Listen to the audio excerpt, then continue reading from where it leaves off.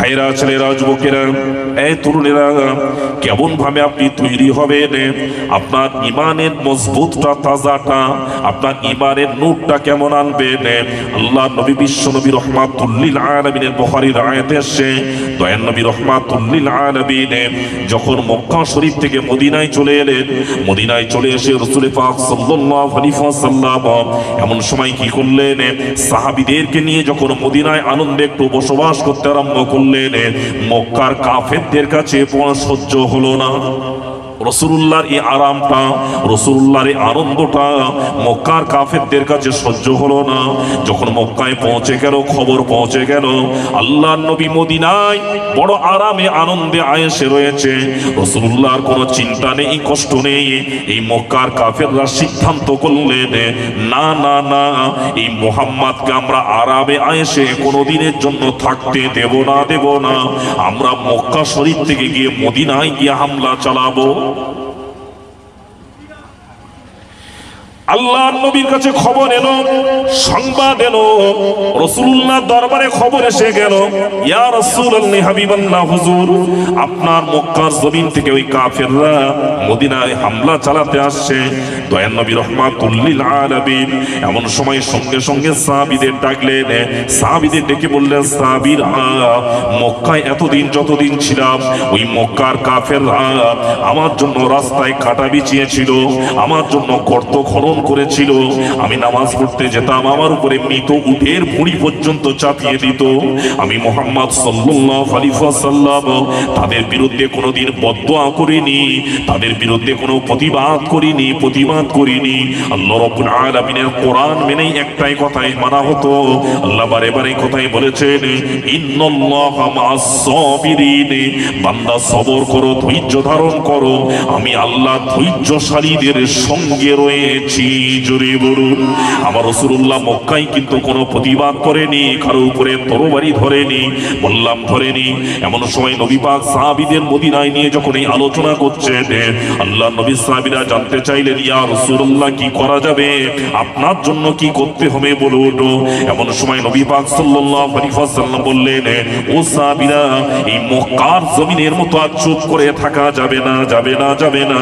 আল্লাহর তরফ থেকে বিধান এসেছে, সংবাদ এসেছে, এই হাবিব, তুমি ওই মক্কার কাফেরদের বিরুদ্ধে প্রতিবাদ করার জন্য তুমি তৈরি হয়ে যাও, তুমি তাদের জন্য লড়াই করার জন্য তুমি প্রস্তুতি নিতে আরম্ভ করো। আল্লাহর নবীর এই সংবাদ শুনে মক্কা মদিনা সাহাবীরা, মক্কার কিছু সাহাবীরা রাসূলুল্লাহর সঙ্গে তারা ওয়াদা হলো, রাসূলুল্লাহর সঙ্গে তারা এরা চুক্তিবদ্ধ হলো, ইয়া রাসূলুল্লাহ, হাবিবাল্লাহ, হুজুর, আমরা সকলে চুক্তিবদ্ধ হলাম, আমরা জিহাদে যাব। এমন সময় চুক্তিবদ্ধ হয়ে রাসূলুল্লাহ বললেন, যাও, এবার যে যার ঘর থেকে পারমিশন নিয়ে চলে এসো। এমন সময় যে যার ঘর থেকে পারমিশন নিয়ে আসবে। আল্লাহ নবী দেখলো এতজন সাহাবী তারা ওয়াদা করলো, তার মধ্যে বেশ কিছু সাহাবী তারা জিহাদে এলো না। রাসূলুল্লাহর কিছু সাহাবী ওয়াদা করেছে, আমার মতো মৌলবী নয়, তারা রাসূলুল্লাহর সঙ্গে ওয়াদা করেছে জিহাদে যাবে, কিন্তু ঘরে যখন গেল, ঘর থেকে আর রাসূলুল্লাহ দরবারের দিকে আর এলো না। আল্লাহ নবী, বিশ্ব নবী রহমাতুল লিল আলামিন জিহাদে চলে গেলেন। ভাই, জিহাদ থেকে ফিরে আসার পরে নবী পাক সাল্লাল্লাহু আলাইহি ওয়াসাল্লাম যখন মসজিদে নববীতে বসেছে, সাহাবীদের এবার এসে ওই যারা যায়নি ওরা এসে এবার একটা একটা করে কারণ পেশ করছে। রাসূল জিজ্ঞেস করছে, কেন যেতে পারোনি? এই কথা বলছে, ও কথা বলছে, এটা বলছে। আল্লাহ নবী মিথ্যা কথা রাসূলুল্লাহ দরবারে তারা বলে যাচ্ছে, রাসূলুল্লাহ ছেড়ে দিয়েছে, কিছু বলেনি। তাদের মধ্যে একজন জলিলুল কাদ সাহাবী ছিলেন, হযরতে কাব রাদিয়াল্লাহু তাআলা। কে ছিলেন? এক কথা বলেন, কে ছিল সাহাবীদের মধ্যে? কাব রাদিয়াল্লাহু তাআলা। কাব রাদিয়াল্লাহু তাআলা সত্যি কথা বললেন। সত্যি কথা বলার পরে রাসূলুল্লাহর সঙ্গে সঙ্গে সাহাবীদের বললেন, সাহাবীরা, কাবের সঙ্গে তোমরা আর কথা বলবে না। এই বিচার হচ্ছে, দেখুন, এতগুলো সাহাবী এরা মিথ্যা বলল, আল্লাহ নবী তাদের জন্য এ ফরমান জারি করলো না যে তোমরা এর সঙ্গে এদের সঙ্গে কথা বন্ধ করে দাও, এদের সঙ্গে কোনো সম্পর্ক রেখো না। রাসূলুল্লাহ দরবারে মিথ্যা বলল, আল্লাহ নবী তাদেরকে ছেড়ে দিলেন। কিন্তু কাব রাদিয়াল্লাহু তাআলা মিথ্যা বলেনি, সত্য বলেছে। কেন যেতে পারেনি? নবীর সঙ্গে সঙ্গে বললেন, সাহাবীরা কাবের সঙ্গে তোমরা কথা বলা বন্ধ করে দাও। হযরত কাব রাদিয়াল্লাহু তাআলা বড় আশ্চর্য হয়ে গেল, চুপচাপ চলে গেছে। সাহাবীদের সঙ্গে দেখা হয়, সালাম টুকু পর্যন্ত দেয়, কিন্তু কথাবার্তা বলে না। এভাবে কিছুদিন কেটে গেল। আল্লাহ নবী দ্বিতীয় ফরমান জারি করে দেন, সাহাবীরা কাবের সঙ্গে সালাম বন্ধ করে দাও, সালাম দেওয়াটা কাবের সঙ্গে বন্ধ করে দাও। এই সত্য কথা বললে কঠিন সাজা আছে তো, কথা বুঝতে পারছেন না? সত্য জায়গায় যদি থাকা যায়, সঠিকের উপরে যদি থাকা যায়, ঈমান যাচাই করে যদি থাকতে হয়, এর কষ্টটা হলো বড় বিপদ, ঠিক কিনা? এ কষ্ট সহ্য যদি করতে হয়, এ যে ঝালাই হয়ে যাবে, এ ঝালাইটা এত সুন্দর ভাবে তৈরি হয়ে যাবে, এ আমার স্বয়ং আল্লাহ তোমাকে পছন্দ করে নেবে। তুমি ভাবছো দুনিয়ার জমিনে আমি যত মিথ্যা নাফরমানি সব করে যাব। কাব রাদিয়াল্লাহু তাআলার সঙ্গে হযরত উমরের দেখা হলো। হযরত কাব রাদিয়াল্লাহু তাআলা মনে মনে করছে, উমর দেখলে আমাকে সালাম দেবে, কিন্তু রাসূলুল্লাহ বলে দিয়েছে। হযরত কাব রাদিয়াল্লাহু তাআলার সামনে এগিয়ে আসছে, উমর যাচ্ছে। এমন সময় উমর রাদিয়াল্লাহু তাআলা চেহারাটা অন্যদিকে ঘুরিয়ে নিয়েছে, কাবকে সালামও দেয় না। এ ভাই কষ্ট দেখেন, যে সাহাবীগুলো কাবের দেখলে কত সুন্দর কথাবার্তা বলতো, কত ভালো লাগতো, কিন্তু সালাম পর্যন্ত বন্ধ করে দিয়েছে।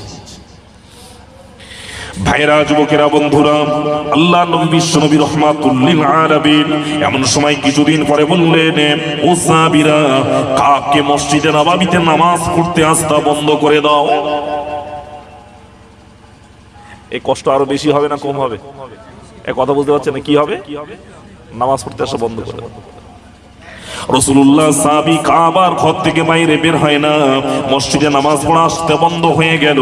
রাসূলুল্লাহ সাহাবীদের সঙ্গে সালাম আদান প্রদানটুকু বন্ধ হয়ে গেল। হুজুর তবুও কষ্টের উপরে রয়েছে, তবুও রাসূলুল্লাহর কাছে তুমি সত্য কথা ছাড়া মিথ্যা কথা বলবে না। এমন সময় রাসূলুল্লাহর অপর সাহাবীগুলো কাবকে ঠাট্টা করে, যারা মিথ্যা কথা বলে রেহাই পেয়ে গিয়েছে, তারা বলতে থাকে, কাব রে, সত্য কথা বললে বলে ধরা পড়ে গিয়েছো, আমরা মিথ্যা কথা বলেছি, তবে আমরা বেঁচে গিয়েছি। দেখো, তাহলে রাসূলুল্লাহ আমাদেরকে ছেড়ে দিয়েছে, আল্লাহর নবী আমাদেরকে বুঝতে পারেনি, জানতে পারেনি। হযরত কাব রাদিয়াল্লাহু তাআলা জবাব দিয়েছিলেন, এ আমার নবীর সাহাবীরা, সত্য কথা বলার তরুণে যদি আমি বয়কট হতে হয় তাতেও রাজি রয়েছি, কিন্তু তোমাদের সঙ্গে আমার বিশ্বাসের জায়গাটা হলো আলাদা। আমার বিশ্বাস হলো আমার রাসূলুল্লাহ সব কিছু জেনে যাবে। জোরে বলুন, তাই তো নাকি? এদের বিশ্বাস যে রাসূলুল্লাহ জানতে পারবে না, আর কাব রাদিয়াল্লাহু তাআলা বিশ্বাস হলো যে রাসূলুল্লাহ একদিন না একদিন সবকিছু জানতে পারবে। আমি রাসূলুল্লাহর সঙ্গে বেয়াদবি করব না, রাসূলের সামনে মিথ্যা কথা বলতে পারবো না। ভাইরা, ছেলেরা, যুবকেরা, হযরত কাব রাদিয়াল্লাহু তাআলা এমন সময় কি করলেন? হুজুর বাড়িতে রয়েছে, হুজুরের স্ত্রী রয়েছে। এমন সময় দেখা গেল স্ত্রী একদিন সকালবেলা লোটা কম্বল গুঁড়োতে আরম্ভ করে দিয়েছে। কাব রাদিয়াল্লাহু তাআলা জিজ্ঞেস করছেন, স্ত্রী রে, তুমি আজকে জামা কাপড় লোটা কম্বল গোড়াতে আরম্ভ করলে কেন? এমন সময় স্ত্রী জবাব দিলেন, আমি তোমার সঙ্গে আর ঘর সংসার করব না, আমি বাপের বাড়ি চলে যাব। কষ্ট দেখেন, সত্য কথা বলার দরুনে কষ্ট হচ্ছে। কেন? না, আমার রাসূলুল্লাহ যখন তোমার সঙ্গে সালাম আদান প্রদান বন্ধ করে দিয়েছে, সাহাবীরা যখন কথাবার্তা বন্ধ করে দিয়েছে, তোমার মতো স্বামীর সঙ্গে আমি আর ঘর করব না, আমিও তোমার সঙ্গে সমস্ত বয়কট করলাম, আমিও চললাম, চলে গেল। ভাইরা, যুবকেরা, বন্ধুরা, তরুণেরা, এমন সময় কাব রাদিয়াল্লাহু তাআলা এইভাবে কষ্টে জীবন যাপন করছে। আল্লাহ রাব্বুল আলামিন একদিন এমন সময় জিবরিল আমিনকে পাঠিয়ে দিলেন আল্লাহর রাসূলের দরবারে। রাসূলুল্লাহর দরবারে জিবরিল আমিন এসে হাজির হয়ে গেল। জিবরিল আমিন এসে রাসূলুল্লাহকে জানালেন, ইয়া রাসূলুল্লাহ, ইয়া হাবিবাল্লাহ, হুজুর, কাবের অপরাধটা আমার আল্লাহ নিজেই ক্ষমা করে দিয়েছে। জোরে বলুন, কাবকে আল্লাহ রাব্বুল আলামিন সালাম জানিয়েছে, এই হাবিব আপনি কাবের অপরাধটাকে আপনিও ক্ষমা করে দিন। আল্লাহর নবী বিশ্ব নবী সংবাদ পাওয়ার পরে কাবকে খবর দিলেন। এমন সময় কাবকে খবর দেয়া হলো। কাব রাদিয়াল্লাহু তাআলা রাসূলুল্লাহ দরবারে হাজির হয়ে গেল। আল্লাহর নবী বললেন, কাব আমি রাসূলুল্লাহ তোমাকে বয়কট করলাম, সাহাবীরাও বয়কট করলো, তোমার স্ত্রীও তোমাকে বয়কট করলো, কিন্তু আমি আর রাসূলুল্লাহ এই জন্য তোমার সঙ্গে বয়কট করলাম। আজকের মক্কার ওই মদিনার ওই সাহাবীগুলো যারা আমার দরবারে মিথ্যা কথা বলে চলে গেল, ওরা মনে করেছিল রাসূলুল্লাহ জানতে পারবে না। আমি রাসূলুল্লাহ, আল্লাহ আমাকে সব জানিয়ে দিয়েছিল, কিন্তু আমি রাসূলুল্লাহ এই জন্য কিছু বলি নাই। আমার আল্লাহর তরফ থেকে কোনো সংবাদ আসেনি বলে আমি কিছু বলি নাই। কিন্তু কাবরে আমি রাসূলুল্লাহ তোমাকে বড় ভালোবাসি, এবং তোমার যে ভালোবাসার মর্যাদাটা আল্লাহর দরবারে কতটা রয়েছে আমি সেটা মক্কার মদিনার মানুষদেরকে জানাবার জন্য, আমি তোমার ইজ্জতটা বাড়ানোর জন্য আমি বয়কট করে দিয়েছিলাম। সেই বয়কটটা স্বয়ং আমার আল্লাহ তুলে নিতে বলেছে। জোরে বলে। তাহলে সত্য কথা যদি বলতে থাকো, এর দরুনে বয়কট হতে হবে, এর দরুনে কষ্ট করতে হবে, কিন্তু এর প্রতিফল এর যখন যা দেবে, যে যাটা পৃথিবীর কোনো মানুষ দিতে পারবে না, এর উপরে যদি কায়েম থাকতে পারো তবেই ইজ্জত সম্মান পাওয়া যাবে। মাদ্রাসা জলসা, আমার পূর্বেই খুব দামি দামি বক্তারা, সুনাম ওয়াইজিনরা খুব সুন্দর করে তানাদের ভাষা দিয়ে, সুর দিয়ে, কোরআন হাদিস দিয়ে ওয়াসিয়াত করেছে, ভালো হয়ে গেছে। কিন্তু আমি আমার বক্তব্যই যতদিন আসি এতটুকু বোঝাতে চাইবা, সারা রাত করে যাকি আমরা 2, 3, 4 করে বক্তার ওয়াজিয়াত শুনি। এই ওয়াজিয়াত শুনে শুনে জীবনটা কারো 50 বছর, 60 বছর, 70 বছর কেটে গেল। কিন্তু আমি পূর্বের নাই আবারও বলে থাকি বাদ, কিন্তু আমাদের সেই মূল জায়গাগুলো আমরা তৈরি করতে পারিনি। মূল জায়গাগুলো আমরা তৈরি করতে পারি। যদি বলেন কেমন ভাই, আজকে আমরা বলে থাকি যে আমরা ফুরফুরার মতাদর্শের মানুষ, কিন্তু ফুরফুরার মতাদর্শের যে জলসাগুলো হতো সেটা তো এক প্রকার বলা হতো এটা মুরব্বীদের মাদ্রাসা। কি বলা হতো ভাই? এটা এক প্রকার মুরব্বীদের মাদ্রাসা। আচ্ছা, আমাকে আপনারা একটু বোঝাবেন যে দাদা হুজুর কিবলা বা 5 হুজুর কিবলা কি শুধু জলসা করে গেছে আর টাকা নিয়ে গেছে, না তাদের উদ্দেশ্য যে জলসা করে 2 ঘন্টা, 2.5 ঘন্টা, 3 ঘন্টা যে বয়ান বক্তব্য রাখতো, যে মানুষ যাতে শিখতে পারে এবং মানুষ যাতে একটু শিখে আল্লাহ ও রাসূলের সঙ্গে সম্পর্ক তৈরি করতে পারে, এটাই তো তোমাদের মূল উদ্দেশ্য ছিল নাকি? কথা বলেন না কেন? এটাই তো তাদের মূল উদ্দেশ্য ছিল।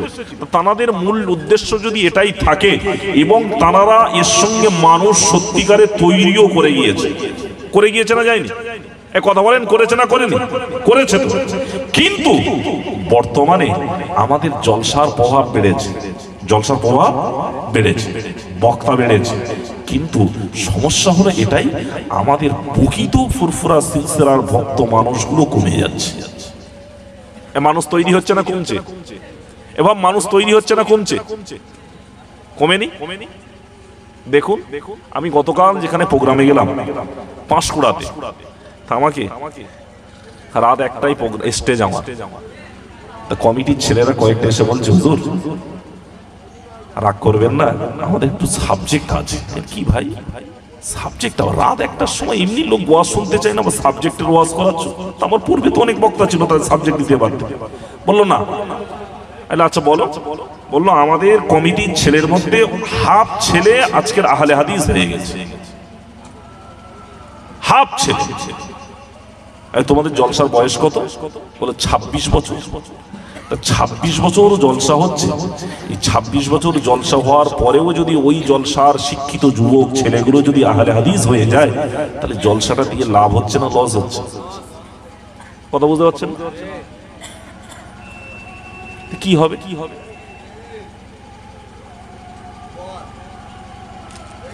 কারণ আমাদের টার্গেট কি জানেন?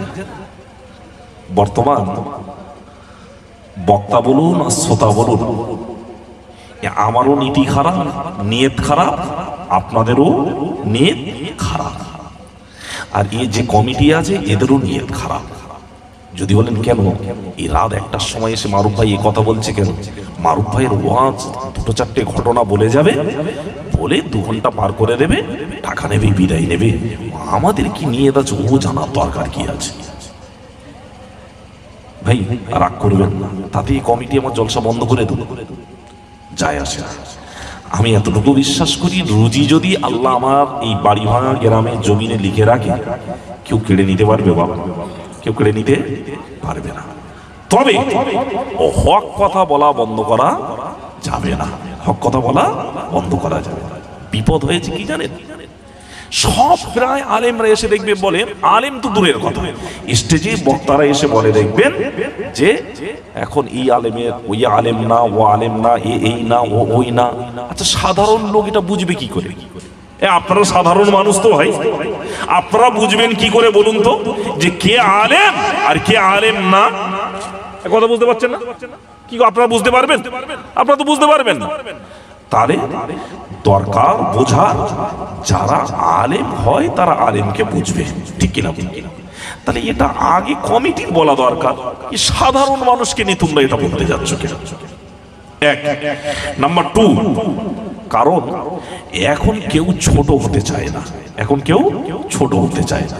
ধরে নিই, সাপোজ একটা এক্সাম্পল দিই আপনাদের, একটু কথা বলবেন না তো ঘুম লাগবে ভাই, কথা বলবেন তো আমার সঙ্গে।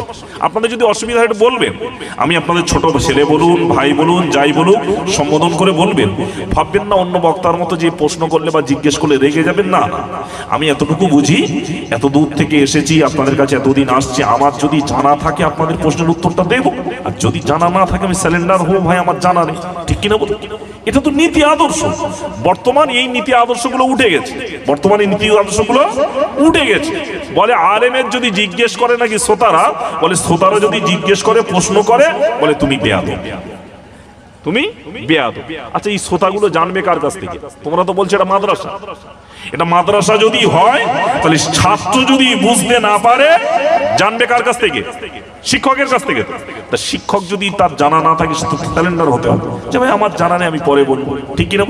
এতে কিন্তু ছোট হয় না, এতে ছোট হয় না, কারণ সব জিনিস সকলের জানা নাও থাকতে পারে, ঠিক কিনা বলুন? কেমন জানেন, একটা এক্সাম্পল দিলে একটু বুঝুন। ভাই ধরে নিন আপনাদের গ্রামের একটা লোক ছোট থেকে খুব মেহনত করছে, পরিশ্রমিক করেছে। যেমন আমি আজকের নাম করেই বলছি, আজকের আপনাদের গ্রামে এই বাড়ি ভাঙা গ্রামের এই মাদ্রাসার পিছনে আপনাদের গ্রামবাসীর যেমন সাহায্য সহযোগিতা রয়েছে এবং আপনাদের শ্রম রয়েছে, তার সঙ্গে সঙ্গে আমি দেখেছি আমার ছোট ভাই জনাব হাফেজ জামশেদ সাহেবের অনেক মেহনত রয়েছে, এটা আপনারা অস্বীকার করতে পারবেন না, ঠিক কিনা বলুন? এর প্রচেষ্টা, মেহনত, মাঝে মাঝে অনেক সময় আমার সঙ্গে আলোচনাও করে ফোনে, এই জলসা নিয়ে শুধু নয়, অনেক মসলা মাসাইল নিয়ে জিজ্ঞেস করে, হুজুর এটা এই হয়েছে। এই জায়গায় দাঁড়াতে গিয়ে ও বেচারাকে অনেক প্রশ্নের সম্মুখীন হতে হয়েছে অনেক সময়, ঠিক কিনা বলুন? যে এই বাড়ি ভাঙা গ্রামে একটা মাদ্রাসা মাথা উঁচু করে দাঁড়াবে, এই একদল লোক এটা মেনে নিতে পারেনি। এর দেখতে একটা বড় ভালো মসজিদ হচ্ছে, এটা মেনে নিতে পারেনি। ভাই যাই হোক, এখন লোকটা খুব পরিশ্রম করে 4টে তার ছেলেগুলোকে খুব উপযুক্ত সন্তান তৈরি করেছে। একটা ইঞ্জিনিয়ার, একটা ব্যারিস্টার, একটা মাস্টার, একটা ডাক্তার। ভালো না খারাপ? ভালো না? এই 4টে ছেলে ভালো না খারাপ? ভালো। বয়স হয়ে গেছে, 4টে ছেলে বলছে, পিতাকে ডেকে বলছে, আব্বা আপনি তো আমাদের পিছনে অনেক কষ্ট করেছেন, খেয়ে না খেয়ে অনেক মেহনত করে শ্রম দিয়ে আপনি আমাদেরকে এইভাবে মানুষ তৈরি করেছেন, আমরা আপনাকে একটা প্রাইজ দেব। কি প্রাইজ দেবে? না তোমাকে হজে পাঠাবো। কোথায় পাঠাবে? এই জোরে বলুন, কোথায় পাঠাবে? হজে পাঠাবে। খারাপ জিনিস না ভালো জিনিস? ভালো জিনিস। এখন যারা দেখবেন ছোট থেকে এইরকম আপনার মেহনতের মানুষ, এদের কাছে যখন টাকাটা 5 লাখ 6 লাখ টাকা শুনবে না, এরা তখন আটকে উঠবে, এত টাকা, ঠিক কিনা বলুন? ছেলেরা বললো, আব্বা আপনার অত চিন্তা করতে হবে, ও আল্লাহ আমাদের দিয়েছে, আপনার চিন্তা করতে হবে না, আমরা ব্যবস্থা করে দিচ্ছি। বললো, বাবা তোরা যেটা ভালো বুঝিস কর। তা যাই হোক, হজে যেতে গেলে আপনাকে পাসপোর্ট করতে হয়েছে, পাসপোর্ট হয়েছে। এবারে দেখা গেল এর সঙ্গে সঙ্গে হজের জন্য ফর্ম ফিল আপ করেছে, হজের ফর্ম ফিল আপ হয়ে গেছে।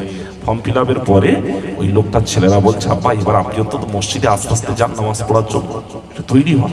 তো লোকটা মসজিদে যাচ্ছে, যাই টুকটুক করে, লোক খুশি হবে না খারাপ বলবে? জোরে বলো, খুশি হবে।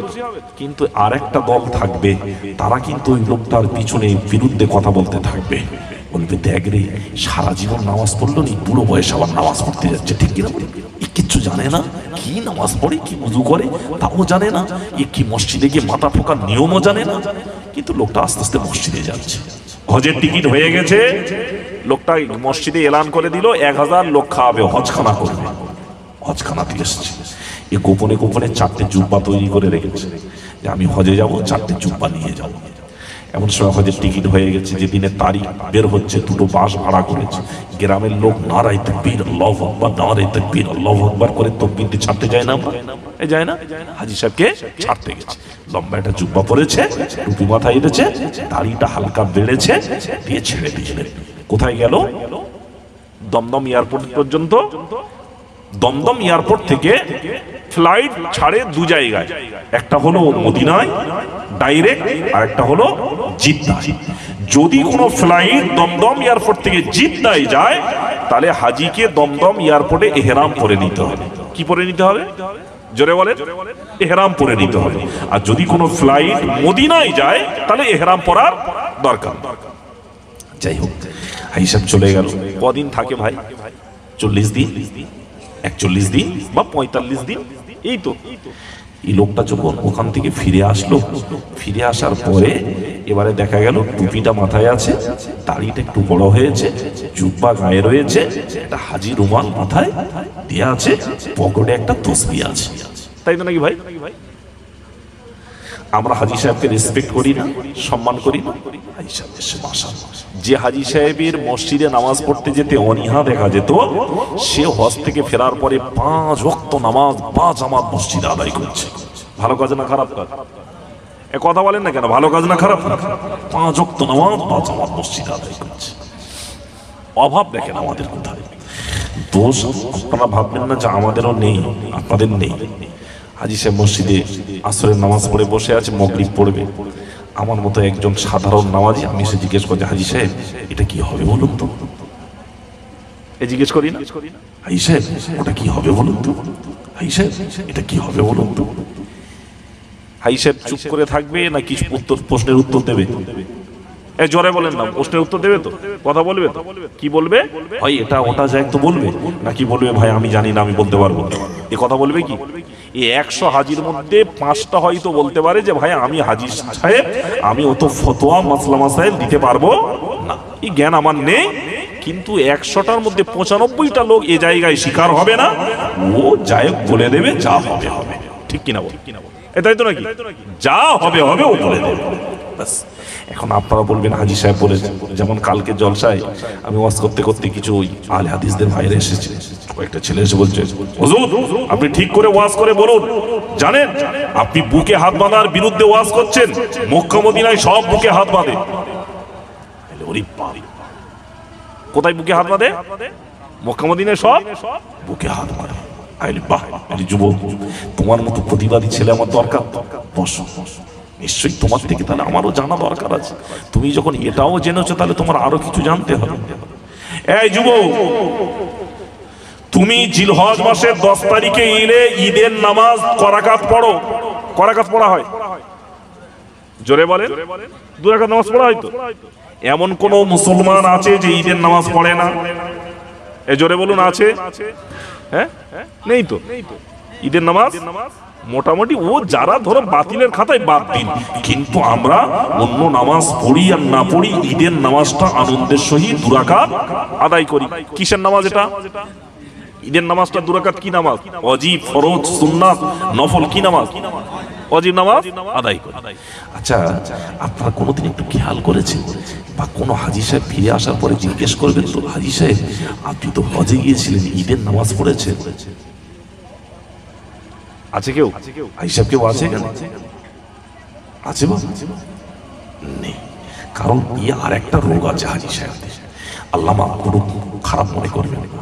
কেউ একটু ইবাদত যদি শুরু করে, হজ টজ করে আসে, এরা আর একজন বলে ধর অত ওয়াজ টজ শোনা যাবে না।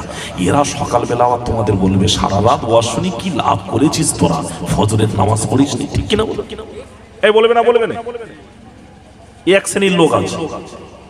কি সর্বনাশ! তার মানে এদের কাছে এরা দলিল দিয়ে বোঝাতে চাচ্ছে যে নামাজটা পড়, ও তো এই মোল্লা মৌলবীদের ওয়াজ শুনে দরকার নেই, নামাজটা পড়।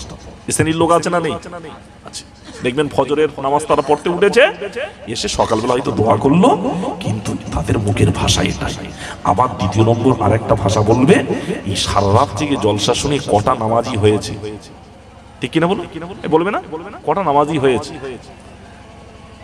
ভাই আমাকে এবছর নিউ গড়িয়াতে, যে নিউ গড়িয়া যে রেল স্টেশন আছে, চৈত্র মাসের 3 তারিখ জলসা আছে। তা কয়েক বছর যাচ্ছি, এই বছর এই জুম্মার দিনে আমাকে ফোন করেছে কমিটি থেকে, ফোন করে বলছে হুজুর একটু কথা বলবো আপনার সঙ্গে, একটু সময় দেবেন? হ্যাঁ নিশ্চয়ই। বললো কয়েকদিন আগে আমাদের এখানে একটা জলসা হয়ে গেছে, তা আমি বক্তা কে ছিল, খারাপ মনে নেবেন না, আমি খারাপ নিয়ে যেতাম। বললো মাওলানা জয়নাল আবদিন সাহেব ছিল। তো হুজুর খুব ঝামেলা হয়েছে। কেন ভাই জলসা দিচ্ছ কেন, ঝামেলা করছো? তা যাই তা হুজুর আপনি আসবেন। এখন ওদের বক্তব্য হলো যে তোমরা জলসা দিয়ে কটা নামাজি বাড়িয়েছো। তা হুজুর আমরা তার পরবর্তীতে বলেছি যে আমরা জলসা দিয়ে নামাজি নাই বাড়াতে পারি, কিন্তু তোমরা যে লোকের বাড়িতে বাড়িতে ঘুরে হাত ধরে টেনে টেনে কটা নামাজি বাড়িয়েছে দেখো, আমরা কিন্তু এটাই বলেছি। এবং আপনি এলে আপনার এর উপরেই বয়ান বক্তব্য রাখতে হবে। কথা বুঝতে পারছেন? আচ্ছা, কেউ যদি অন্তর থেকে মেনে না নেয়, তাকে জোর করে টেনে এনে করা যাবে? কথা বলুন, করা যাবে? রাসূলুল্লাহর হাদিস, আপনি একটা রোগী দেখতে গেছেন, যে লোকটা রোগে জর্জরিত হয়ে গেছে, উঠতে পারছে না, মৃত্যু জাকান্দানি আরম্ভ হয়ে গেছে তার উপর, লোকটা হয়তো মারা যাবে, এত কষ্ট হচ্ছে, আপনি বুঝতে পারছেন, ফিল করছেন, অনুভব করছেন। এখন আপনি কি তাকে বলবেন যে ভাই কলেমাটা পড়? কথা বলছেন, বলা যাবে? বলা যাবে না। আপনি কি করবেন? শরীয়তের আইন, রাসূলুল্লাহ বললেন ওকে তালকিন করা যাবে না, বলা যাবে না, তবে তুমি তার মাথার ধারে দাঁড়িয়ে দাঁড়িয়ে আস্তে আস্তে আদবের সঙ্গে, যাতে ওর কানে আওয়াজটা যায় সেই রকম আওয়াজে তুমি নিজে পড়তে আরম্ভ করো। খবরদার ওকে বলতে পারবে না, কারণ তুমি যদি ওকে বলো, বলার পরে তোমার কথার উপরে যদি বলে দেয় আমি কলেমা পড়বো না, কলেমা স্বীকার করি না, মানি না, ওই লোকটা যদিও ঈমানদার ছিল, এই কথাটা বলার দরুনে বেঈমান হয়ে মারা যাবে। আর যদি তুমি ওর মাথার কাছে দাঁড়িয়ে দাঁড়িয়ে পড়ো, তোমার আওয়াজটা যখন ওর কানে যাবে, এটাই শুনে আল্লাহ চাইলে ও পড়তে পড়তে আল্লাহ তাকে সাড়া দিতে পারে। জোরে বলুন কথা বুঝতে পারছেন? দুটো দিক দেখতে পাচ্ছেন। আপনি তাকে বলতে পারেন, কিন্তু বলার দিকটাই আলাদা। আপনি একটা মুসলমান, আমরা নামাজি বাড়ানোর জন্য জলসা দিইনি, আমরা রাসূলুল্লাহ সুন্নাতের উপরে আমল করার জন্য জলসা দিই। যদি বলেন কেমন, এই জলসার পদ্ধতি কোনো মৌলবী তৈরি করা নয়, এই জলসার পদ্ধতি তৈরি করার সিদ্ধান্ত রাসূলুল্লাহ তার সাহাবীদের নিয়ে করেছেন। আল্লাহ নবী মজলিসে রাসূলুল্লাহ আলোচনা করতেন আর শ্রোতা থাকতেন সাহাবায়ে কেরামরা। জোরে বলুন না সুবহানাল্লাহ। এমনকি রাসূলুল্লাহ যখন মজলিসে কোরআন তেলাওয়াত করতেন রাতের বেলা, সাহাবীরাও রাসূলুল্লাহর কোরআন শোনার জন্য যেমন পাগল থাকতো, সেই রকম রাসূলুল্লাহর জবানের কোরআন শোনার জন্য মক্কার কুখ্যাত কাফেররাও পাগল হয়ে থাকতেন। যারা কোরআনের বিরোধী করত, সেই কাফেরগুলো রাসূলুল্লাহর কোরআন শোনার জন্য রাতের ঘুম নষ্ট করে এসে কাবা চতুর্দিকে ঘিরে দাঁড়িয়ে থাকতেন রাসূলুল্লাহর জবানের কোরআন শোনা। ভাইরা, যুবকেরা, বন্ধুরা, তরুণীরা, আমি যে কথা আপনাদের বোঝাতে চাচ্ছিলাম, ও ভাইরা আমার, এমন সময় দেখা গেল তাহলে হাজী সাহেবরাও হজে যায়, কিন্তু কোন সময় যদি কোনো হাজীর সঙ্গে দেখা হয়, জিজ্ঞেস করবেন, ও হাজী সাহেব আপনি হজে গিয়ে ঈদের নামাজ আদায় করেছেন, আপনি 2 রাকাত ওয়াজিব নামাজ পড়েছেন না পড়েননি, একটু জিজ্ঞেস করবেন। আমি বললাম, ও যুবক, তুমি হাজী সাহেবের কথা তুলেছো, মক্কা মদিনার কথা তুলেছো, আসো তোমাকে আরেকটু বোঝাতে চাই। আল্লাহ রাব্বুল আলামিন কোরআন শরীফে ইরশাদ করলেন, ইন্নাস সালাতা কানাত আল মুমিনিনা কিতাবাম মাওকুতা, আমি আল্লাহ নির্দিষ্ট সময় এবং নির্দিষ্ট ওয়াক্তে নামাজকে ফরজ করেছি। বান্দা সময় হলে, ওয়াক্ত হলে তবে তোরা নামাজ আদায় করবি, কিন্তু সময় না হলে, ওয়াক্ত না হলে নামাজ আদায় করা যাবে না, যাবে না। ভাইরা, ছেলেরা, যুবকেরা, তরুণেরা, এখন আপনারা এই বাড়ি ভাঙার মাদ্রাসার এসে জলসায় উপস্থিত হয়েছেন, ফজরের আজান হলে তবে তো ফজরের নামাজ পড়তে পারবেন, তাই তো নাকি? ফজরের আজান যদি না হয় নামাজ ফজরের হবে না। এখন যদি আপনি ফজরের আজান হয়ে গেল কিন্তু আপনি নামাজ আদায় করলেন না, ইচ্ছা করে নামাজ না পড়ে চলে গেলেন, এটা গুনার কাজ হবে না নেকির কাজ হবে? জোরে বলেন, গুনার কাজ হবে, ঠিক কিনা বলুন? এই খেয়াল যদি আপনাদের থাকে, রাগ করবেন না, ভুল বুঝবেন না। এই জলসাটা কম বেশি 7টা, 7:30, 8টা পর্যন্ত হয়, এটা আমি জানিয়ে দেন নীতি এটা আগে। কারণ বাড়ি ভাঙার মাদ্রাসার জলসা আমি এসে বলছিলাম এ তো মেদিনীপুরের নীতির মতো। মেদিনীপুরে একটা করে ফজরের পরে একটা বক্তা থাকে, আপনারা যারা যদি জানবেন ফজরের পরে আরেকটা করে বক্তা থাকে, ওদের ও 7টা, 8টা বেজে যাবে জলসা। যে লোকগুলো ফজরের এই শেষ মোনাজাতে এসে হাজির হবে, সবাই ফজরের নামাজ পড়ে এসে বসবে। কথা বলেন, বসবে? এই লোকগুলো সারা রাত ধরে জলসা শুনবে, অনেক এমন আছে, কিন্তু ফজরের জামাতের যেই সময় হয়ে যাবে, অ্যালাউন্স হয়ে যাবে, দেখবেন বলবে সুন্নাত পড়ো। একটা শ্রেণীর লোক আছে, তারা গিয়ে চায়ের দোকানে বসবে। কোথায় বসবে? চায়ের দোকানে। ওরা আসবে আবার কখন? যখন দেখবে নামাজ শেষ, তারপরে এসে আবার জলসা এসে বসবে, ঠিক কিনা বলুন? আচ্ছা, এটা কোন কোয়ালিটির লোক? এরাও তো মুসলমান। হ্যাঁ, আমার বড় আফসোস লাগে, দীর্ঘদিন তো জলসা করছে, আরে নামাজি 5 ওয়াক্ত নয় মেনে নিলাম, কিন্তু সমাজ বুঝবে তো যে আমি 5 ওয়াক্ত নামাজ প্রতিদিন পড়িনি, তাহলে একটা রাত যখন এত কষ্ট করলাম, এই কষ্ট যখন করেছি, তাহলে আমি তো জেগে আছি, অন্তত ফরজটা আজকের পড়া যাবে না, ফজরটা পড়া যাবে না, জেগে তো আছে, মজলিসে বসে আছে, এই মজলিসে তো জামাত হবে, তাহলে এখানে অন্তত ফজরটা পড়বো না। তাহলে এদের দিলে তাহলে কতটা পরিমাণে আল্লাহ মোহর মেরে দিয়েছে চিন্তা করব। ও আমার মতো মারুক, যত ওদের কোরআন গুলিয়ে খারাপ, এ হবে না, এই ওষুধ আর কাজে লাগবে না। এ এমন রোগ ধরে গিয়েছে, ও এমন ক্যান্সার হয়েছে যে ক্যান্সারের আর কেমো দিয়েও শেষ করা যাবে না। ও এবার চিরতরের মতো জাহান্নামের টিকিট হতে হবে। খালি বলে হুজুর ভালো করে ওয়াজ করতে পারেনি বলে লোক বসে, লোক বসাবার ওইভাবে আকৃষ্ট করার, এ তো যে নারী পুরুষ দিয়ে এটা আকৃষ্ট করা হচ্ছে তা জায়গা নয়। ভাইরা, ছেলেরা, যুবকেরা, তরুণেরা, এবারে প্রশ্ন আপনাদের কাছে, তাহলে হাজী সাহেবরা আপনারা জানেন, একটু বলবেন, ঈদের নামাজ কিন্তু পড়ে না। যদি বলেন মারুফ ভাই ঈদের নামাজ যদি না পড়ে তাহলে কি পড়ে? আমরা অনেকের সময় দেখবেন ওখানে মক্কা মদিনায় ঈদ হয়ে যাবার পরে আমরা বলে দিই হাজীদের হজ হয়ে গেছে, ঈদের নামাজ হয়ে গেছে, ঠিক কিনা বলুন?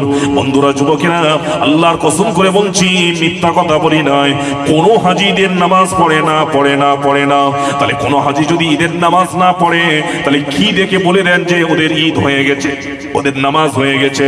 ভাইরা, যুবকেরা, বন্ধুরা, তরুণেরা, আল্লাহর কোরআন আমরা সকলে মানি, আল্লাহ রাসূলের হাদিস আমরা সকলে মানি, কিন্তু আল্লাহর কোরআন কি বলছে?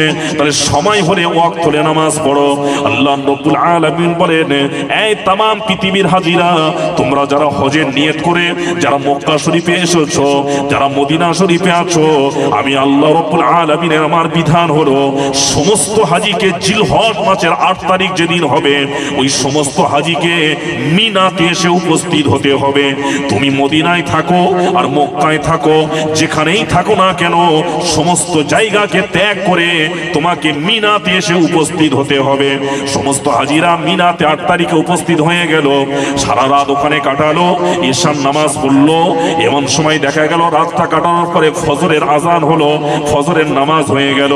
ভাইরা, বাপেরা, ছেলেরা, যুবকেরা, ফজরের আজান নামাজ হয়ে যাবার পরে तमाम হাজীদেরকে বলা হলো, ও আল্লাহর হাজী বান্দারা, আর মিনায় থাকা যাবে না। এবারে তোমরা চলে যাও কোথায়? এবারে চলে যাও মুজদালিফায় চলে যাও। সমস্ত হাজীগুলো মুজদালিফায় চলে যাবে। ওই মুজদালিফায় কোন হাজী পৌঁছাতে বেলা 11টা, 12টা, 1টা, 2টো, 3টে বেজে যাবে। এমন সময় সমস্ত হাজীগুলো পৌঁছে যাবে, একটা আজান হবে, জোহর আর আসর মিলিয়ে একটা আজান হবে, একটা আজানে জোহর আর আসরের নামাজ হবে। কটা আজান হবে? আমরা তো প্রতি ওয়াক্তে আযানে প্রতি ওয়াক্তে নামাজ পড়ি, ঠিক কিনা বলুন? কিন্তু তামাম হাজিরা আরাফার ময়দানে যখন থাকবে, ওই আরাফার ময়দানে একটা মসজিদ রয়েছে, যে মসজিদটা ওই হজের সময় খালি একদিনের জন্য খোলা হয়। ওখানে খুতবা দেওয়া হয়। ওই ইমামের পিছনে যারা নামাজ পড়বে, একটা আযান হবে, একটা আযানে দুটো জামাত হবে, জোহর আর আসর। কটা জামাত? দুটো জামাত, জোহর আর আসর। এবারে দেখা গেল আসর পর্যন্ত নামাজ হয়ে গেল। এবারে আসরের পরে তামাম হাজিরা তাবু ছেড়ে দিয়ে আল্লাহর কাছে দুটো হাত তুলে রোনাজারি করবে, চোখের পানি ছেড়ে কান্নাকাটি করবে, দোয়া চাইবে। কারণ আমার রাসূলুল্লাহ পাক জবানে বলেছেন, ও আমার উম্মতেরা, আমার আল্লাহ বলেছেন, এই আরাফার ময়দানে যদি কোনো বান্দা বান্দি এসে আমার কাছে যে দোয়া চাইবে, আমি রাসূলুল্লাহ বললাম ওই বান্দা বান্দির দোয়াটা আল্লাহ কবুল মঞ্জুর করে নেয়। জোরে বলুন ভাইয়ের আমার, হাজিরা দোয়া চাইতে চাইতে মাগরিবের আযান হয়ে যাবে। আরাফার ময়দানে দাঁড়িয়ে রয়েছে, মাগরিবের আযান হচ্ছে, মাগরিবের আযান হয়ে গেছে, দোয়া বন্ধ হয়ে গিয়েছে। ও আল্লাহর হাজী বান্দারা, এবার তাহলে আযান যখন হয়ে গেছে নামাজটা পড়ে নেব, নামাজটা পড়ে নিয়ে তারপরেই বেরাবো নাকি যেখানে যাব তবেই তো যাব, যেহেতু আযান হয়ে গেছে। না না না না, আপনি যদি আরাফার ময়দানে মাগরিবের আযানের পরে যদি নামাজ পড়তে যান, আপনাকে নামাজ পড়তে দেওয়া হবে না, হবে না, হবে না। আল্লাহ আযান হয়ে গেছে, এই আযান শোনার পরে এবার তোমরা আরাফার ময়দান ছেড়ে বের হয়ে যাও, নামাজ পড়া যাবে না, যাবে না, যাবে না। চার ইমামের এক ইমাম ইমামে আযম আবু হানিফা রাহমাতুল্লাহ হুজুর আমার ফতোয়া দিলেন, পৃথিবীর কোন হাজী হজ করতে গিয়ে ওখানে যদি আল্লাহর কোরআন মেনে যদি মাগরিবের নামাজ আদায় করে, ওই হাজীটা গুনাহ করলো, গুনাহ করলো, গুনাহ করলো। আমরা জানি নামাজ না পড়লে গুনাহ হয়, কিন্তু আরাফার ময়দানে যদি কেউ 9 জিলহজ মাগরিবের আযান শুনে যদি মাগরিবের নামাজ আদায় করে, ইমামে আযম বললেন ওই ব্যক্তিটা গুনাহ করলো, গুনাহ করলো, গুনাহ করলো। এমন সময় তাহলে কি করা যাবে? আপনাকে মাগরিবের নামাজ পড়া যাবে না, যাবে না, যাবে না। আপনি বের হয়ে চলে আসুন কোথায়? মুজদালিফায় চলে আসুন। মুজদালিফায় চলে আসা হলো। মুজদালিফায় এসে দেখা গেল রাত 9টা, 10টা, 11টা বেজে গেল।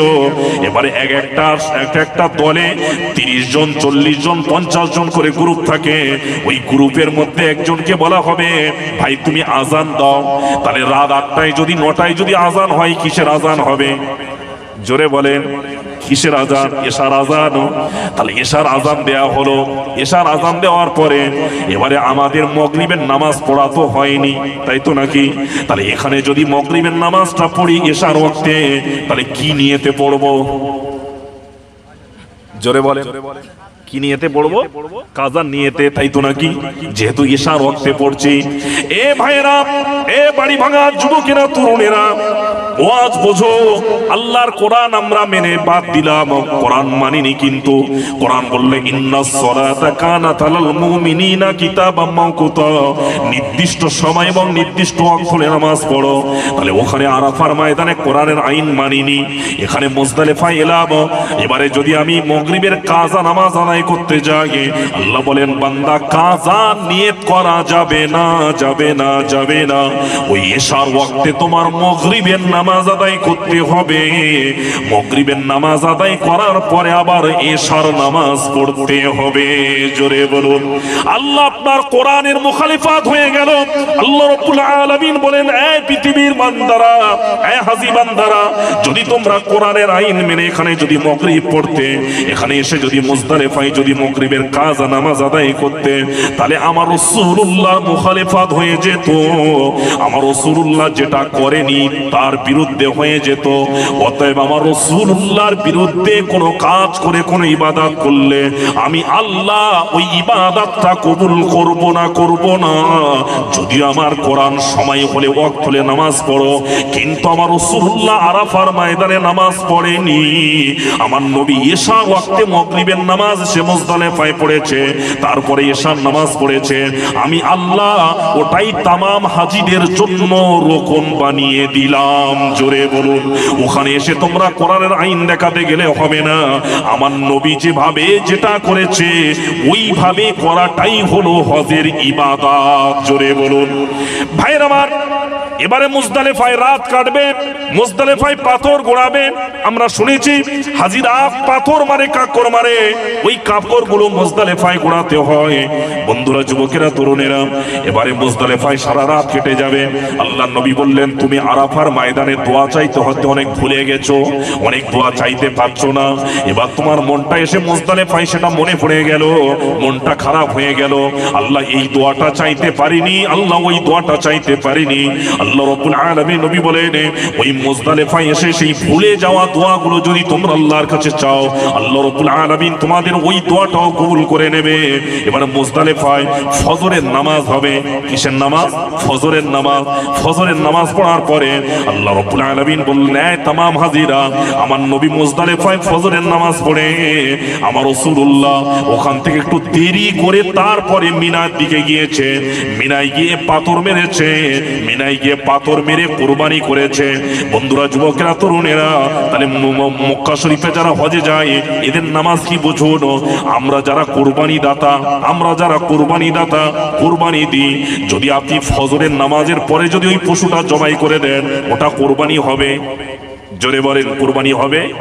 কুরবানি হবে না। ওই ফজরের নামাজের পরে যদি এই পশুটা জবাই করেন, এটাকে আপনার জবাই হবে, কিন্তু কুরবানি হবে না, হবে না। কারণ কুরবানির মাসলা হলো এটাই, আপনার কুরবানির পশুটা জবাই করতে গেলে, কুরবানি করতে গেলে আপনাকে 2 রাকাত ঈদের ওয়াজিব নামাজ আদায় করতে হবে, তারপরেই কুরবানি করলে তবেই ওটাই হবে কুরবানি। আর যদি আপনি ঈদের নামাজের আগে করেন, এটা কুরবানি হবে না, এটা হালাল করা হবে, হালাল হবে। ভাইরা, ছেলেরা, যুবকেরা, ওই তামাম হাজিরা এবারে মুজদালিফায় থেকে মিনাতে আসবে, এসে পাথর মারবে, পাথর মেরে কুরবানি করবে। কি করবে? পাথর মেরে কুরবানি করবে। কুরবানি করার পরে ওই যে গায়ে যে ইহরাম পরে থাকে, একটা পরনে একটা গায়ে, ওই ইহরামটা খুলে দেবে। এর আগে কিন্তু খুলতে পারবে না। ইহরাম খুলে দিল, গোসল হয়ে গেল, এমনি সাধারণ লেবাস পরে নিল।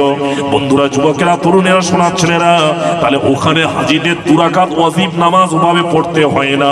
আমি বললাম, ও যুবক ছেলে, তুমি আমাকে মক্কা মদিনার মাসলা শেখাচ্ছ, তাহলে মক্কা মদিনায় হজে গেলে তাদের ঈদের নামাজ পড়তে হয় না, তাহলে তুমিও এখানে বলো ওখানে ঈদের নামাজ পড়ে না, তাহলে তুমিও বলো ঈদের নামাজ পড়তে হবে না। বলা যাবে? বললে চামড়া থাকবে। জোরে বলুন। পাখামো করছো, মক্কা মদিনায় বুকে হাত বাঁধছে। ভাইয়েরা, ছেলেরা, যুবকেরা, আরেকটু বোঝায়, এই রাতের গভীরতায় ওয়াজ শোনা বড় কষ্টকর। বাপ বুঝুন, হাদিস পড়লে সওয়াব হয় না নেকি হয়? নেকি হয়, সওয়াব হয়, গুনাহ হয়। জোরে বলেন, একটু কথা বলেন, গুনাহ হয় নাকি? জোরে গুনাহ হয় না তো? আমি একটু যদি প্রমাণ করিয়ে দিই, রাগ করবেন না? প্রমাণ করিয়ে দিই? রাগ করছেন? আমার কথা তো অসুবিধা হচ্ছে? ভাইরা আমার, যুবকেরা আমার, ও ভাইরা শোনো গো, হাজী সাহেব হজে থেকে এলো, ছেলেটা, বড় ছেলেটা বলছে, আব্বা আপনি ঘরে থাকুন, আল্লাহ বিল্লাহ করুন, একটু কোরআন হাদিস পড়বেন। কি গো, বলা হয় না? পিতা বলল, বাবা আমি তো বাংলা কোন রকম পড়তে পারি, আরবি তো পড়তে পারি না, কোরআন হাদিসের ভাষা তো আরবি, তাহলে কোরআন হাদিস আমি আরবি তো পড়তে জানি না। বলল, আপনি চিন্তা করবেন না, বর্তমান সময়ে এখন তো বড় উন্নতি প্রযুক্তি, এখন যে ভাষায় চাইবেন সেই ভাষায় সব আছে, বাংলা, ইংরাজি, হিন্দি, তেলেগু সব ভাষায় আছে, ঠিক কিনা বলুন? বলল, বাবা তাহলে এটা বাংলায় কিনে দিয়ে পড়বো। ছেলেটা কোথা কেতাব দোকানে গিয়েছে, কেতাব দোকানে গিয়ে বলছে, ভাই সব থেকে দামি কিতাব একটা দাও। কিতাবওয়ালা সব থেকে দামি কিতাব দিলেন কি? আল্লাহর কোরআন মাজিদ, তাই তো নাকি? এটাই সব থেকে দামি কিতাব, তাই তো নাকি? এর থেকে দামি কিতাব আর আছে? ছেলে বলল, ও ভাই দোকানদার, এ কিতাব আমাদের ঘরে 8টা 10টা পড়ে রয়েছে, এ কিতাব দরকার নেই। বলল, এর থেকে দামি কিতাব আর কিছুই হতে পারে না। বলল, তাহলে এর পরে কি আছে বলো? বলল, এর পরে আছে রাসূলুল্লাহর হাদিস, যেটার নাম হলো বুখারী শরীফ। কি শরীফ? বুখারী শরীফ। বলল, বাংলায় আছে? বলল, হ্যাঁ। কি ও বাংলায় আছে না নেই? এখন বের হয়েছে, দোকানে দোকানে পাওয়া যাচ্ছে, দেখবেন। ভাইয়েরা, যুবকেরা, এমন সময় ছেলেটা বলল, একটা বুখারী তালে দিয়ে নেই, একটা বুখারীর খণ্ড দেয়া হলো। এমন সময় বাংলায় অনুবাদ মানে করা আছে, আরবি ইবারাত আছে। ছেলেটা এনে আব্বাকে দিয়েছে, আব্বা এটা পড়বেন। প্রতিদিন ফজরের নামাজ পড়ে মসজিদে বসে বসে আধা ঘন্টা করে বুখারী পড়ে। কি পড়ে? বুখারী পড়ে। আর চায়ের দোকানে এসে ফতোয়াবাজি করে। আজকে বুখারীতে এটাই পড়েছি, আজকের বুখারীতে ওটাই পড়েছি, রাসূলুল্লাহর হাদিসে আছে, রাসূলুল্লাহর হাদিসে ওই আছে। বলে না বলে না? এই জোরে বলুন, বলে। ও বাপেরা রাগ করবেন না, পায়ে ধরে বলে যায় বাবা ক্ষতিটা কোথায় একটু দেখুন। ও ভাইয়েরা আমার, আপনি এবার দেখলেন আল্লাহর নবীর বুখারীর হাদিস, রাসূল পাক সাল্লাল্লাহু আলাইহি ওয়াসাল্লাম ইরশাদ করলেন, তোমাদের ঘরের নারীরা যখন হায়েজ হয়, নেফাস হয়, মাসিক হয়, এটা আল্লাহর দেওয়া। ঠিক কিনা বলুন? কার দেওয়া? আল্লাহর দেওয়া।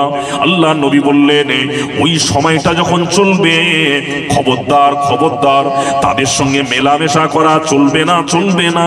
তাই তো নাকি? এটা আমরা জানি, তাই তো নাকি?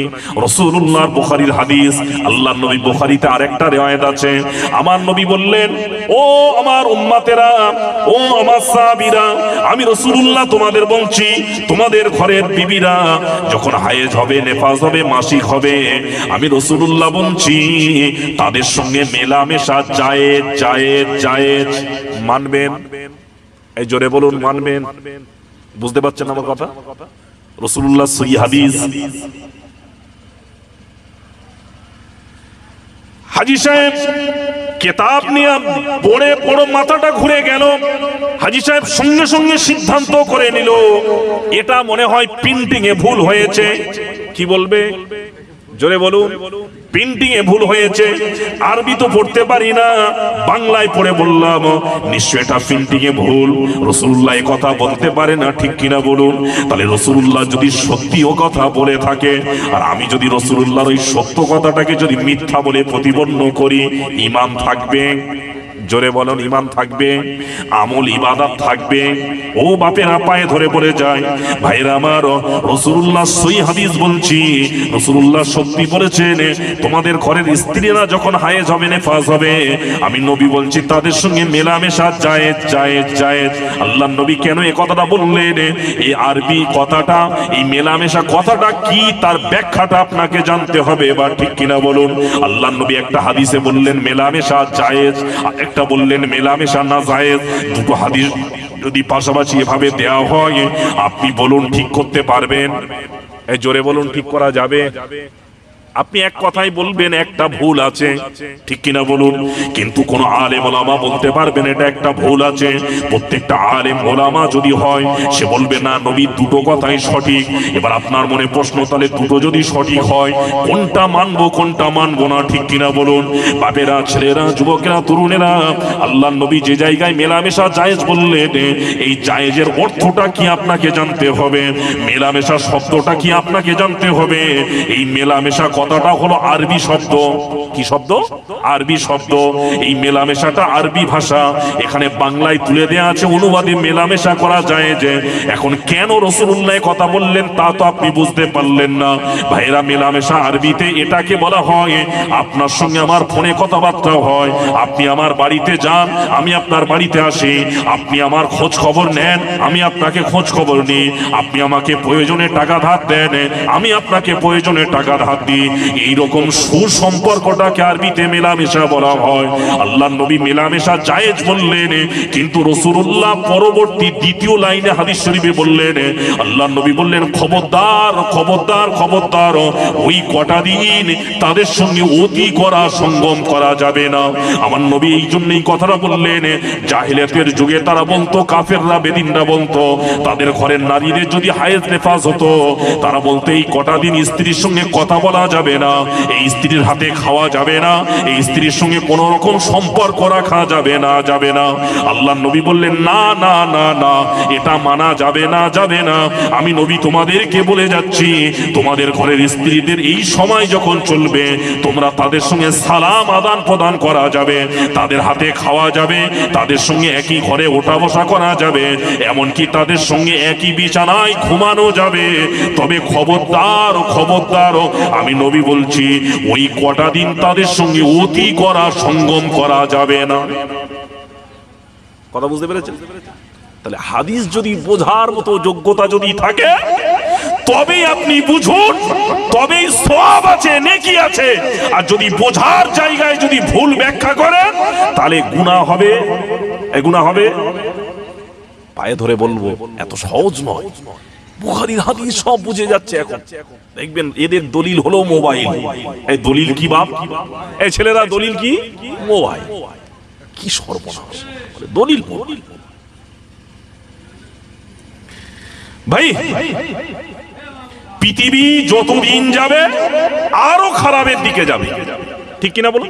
আরো খারাপের দিকে যাবে না যাবে না? আরো খারাপের দিকে যাবে। তাহলে এত হাদিস কোরআন যদি বুঝতে পারছো, এত হাদিস কোরআন যদি জানতে পারছো, তাহলে খারাপের দিকে যাচ্ছে কেন? আমল তো বেড়ে যাবে। আমল বেড়ে যাবে না কমে যাবে? আমল তো বেড়ে যাবে, কিন্তু আমল বাড়ছে না কমছে? এই জোরে বলুন, আমল বাড়ছে না কমছে? ঘুম লাগেনি তো?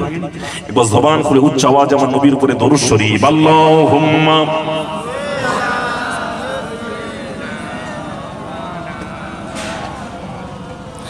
ওয়া আলা আলি সাইয়্যিদিনা।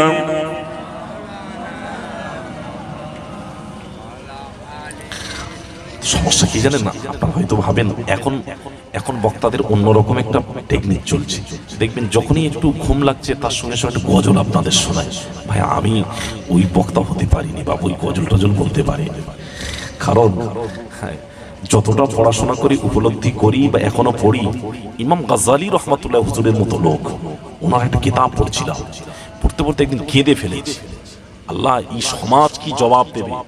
এই জলসা কমিটি শ্রোতা কি জবাব দেবে কিয়ামতের দিনে? যদি বলেন কেন? হুজুর তার কিতাবে লিখছে, আমি ইমাম গাজ্জালী আমার জামানায় আশিকে রাসূল গজল বলনেওয়ালা লোক আর খুঁজে পাচ্ছি না।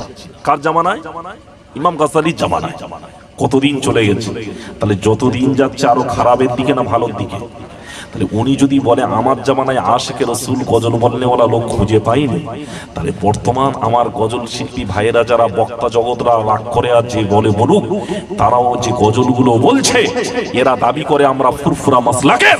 আমি এদের পায়ে ধরে বলবো, ফুরফুরা মাসলাক যদি হয়, দাদা হুজুর কিবলা, 5 হুজুর কিবলা তো নীতি সামনে রেখে গেছে, তারা জলসায় এসে এত গজল বলেছে। এ কথা বলবেন? আমি মুরব্বীদের কাছে জানতে চাই, তারা এরকম গজল বলতো? এ গজল বলতো বেরেলি মাসলাকে। এ কথা বলেন, কোন মাসলাকে? বেরেলি মাসলাকে।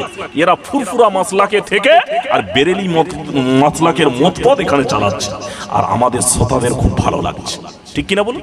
বিশেষ করে ইয়ং জেনারেশন, এদের কাছে খুব ভালো লাগছে। বলে ফুরফুরার মতের হুজুর তো, কিন্তু মতটা তুমি কি চালাচ্ছ? তোমার লেবাসটা ফুরফুরা রেখেছো, কিন্তু তোমার মত পথটা চালাচ্ছ বেরেলি মাসলাকে। এটাই চলছে। মির্জা হুজুর কিবলার একজন খলিফা ছিলেন, তার নাম হলো আল্লামা বদরুদ্দিন আজহারি সাহেব। আল্লাহ তাকে জান্নাত নসিব করুন, সকলে বলুন আমিন। হাওড়া পাঁচলাতে বাড়ি, আলিয়া মাদ্রাসার প্রফেসর ছিলেন, আল্লাহকে নিয়ামত দিয়েছিলেন।